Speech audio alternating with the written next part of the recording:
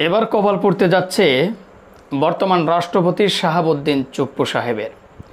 অবশেষে তার পদত্যাগের দাবি জানিয়েছে সার্জিস আলম এবং হাসনাত আবদুল্লাহ। ইতিমধ্যে সোশ্যাল মিডিয়ায় বিষয়টি নিয়ে তুমুল আকারে আলোচনা সমালোচনা হচ্ছে যে আসলেই কি বর্তমান রাষ্ট্রপতি শাহাবুদ্দিন চুপ্পু পদত্যাগ করবে। তো চলুন বিস্তারিত আপনাদেরকে জানিয়ে দেই। তো সবাইকে বলবো ভিডিওটি একটু মনোযোগ দিয়ে দেখবেন, শুনবেন এবং বেশি বেশি শেয়ার করবেন। আর আপনাদের মতামত কি সেটা কমেন্ট বক্সে জানাবেন যে বর্তমান রাষ্ট্রপতি শাহাবুদ্দিন চুপ্পু সাহেবের পদত্যাগ করা উচিত কি না, একটু কমেন্ট বক্সে জানাবেন। চলুন একটা লাইক দিয়ে মূল নিউজে চলে যাই।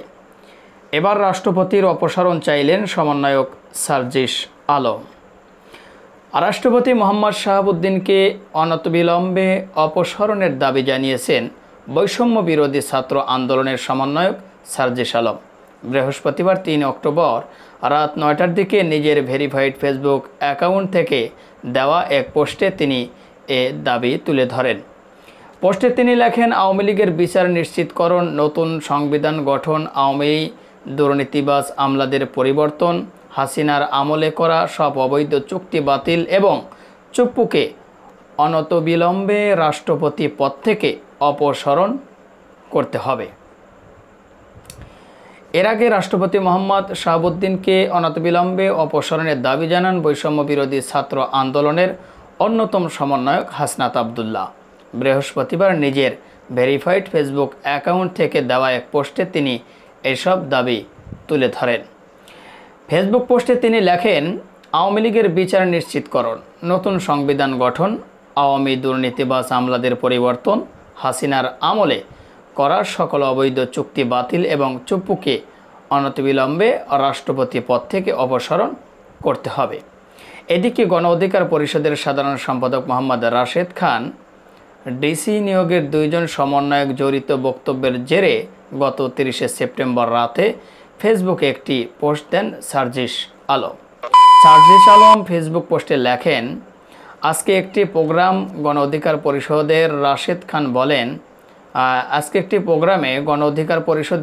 খান বলেন সমকাল পত্রিকায় নাকি নিউজ হয়েছে 2 জন সমন্বয়ক ডিসি নিয়োগের মাধ্যমে শুরু হয়ে গেছে। 64 জেলার মধ্যে 56 জেলার ডিসি নাকি তারা নিয়োগ দিয়েছে।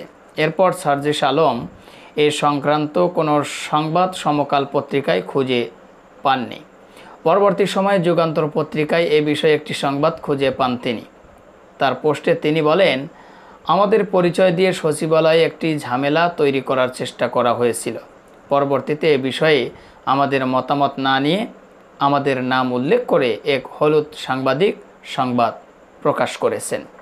সম্পূর্ণ মিথ্যা এ সংবাদ কার স্বার্থে করেছে ওই সাংবাদিক ভালো জানেন বলে মন্তব্য করেন এ সমন্বয়কদের নাম ব্যবহার করে মিথ্যা সংবাদ প্রকাশ করার পরদিন ওই পত্রিকা দুঃখ প্রকাশ করে সংবাদ প্রকাশ করে, কিন্তু যদিও সেটা মানুষের চোখে পড়েনি, কারণ ওই মানুষগুলো প্রকৃতপক্ষে পক্ষপাতদুষ্ট বলে উল্লেখ করেন সার্জিস আলম। যাই হোক প্রিয় দর্শক শ্রোতা, সার্জিস আলম এবং সমন্বয়ক হাসনাত আবদুল্লাহ 2 জনই পোস্ট দিয়েছেন, অর্থাৎ বর্তমান রাষ্ট্রপতি শাহাবুদ্দিন চুপ্পু সাহেবকে পদত্যাগ করার দাবি জানিয়েছেন। তাছাড়া আরও কয়েকটি দাবি তুলে ধরেছেন। তো আপনাদের কি মতামত সেটা অবশ্যই কমেন্ট বক্সে জানাবেন, আর পারলে ভিডিওটি শেয়ার করে দিবেন। আর আমাদের এই পেজ নাসির অফিসিয়ালে যদি নতুন হয়ে থাকেন অবশ্যই ফলো করবেন। যদি ইউটিউব চ্যানেল থেকে আজকের এই ভিডিওটি দেখেন আশা করি আমাদের চ্যানেলটি সাবস্ক্রাইব করবেন। যারা করেছেন তাদের ধন্যবাদ। তো ভালো থাকবেন সবাই, আবারও দেখা হবে, কথা হবে নতুন কোনো টপিক, নতুন কোনো ভিডিও নিয়ে। আল্লাহ হাফেজ।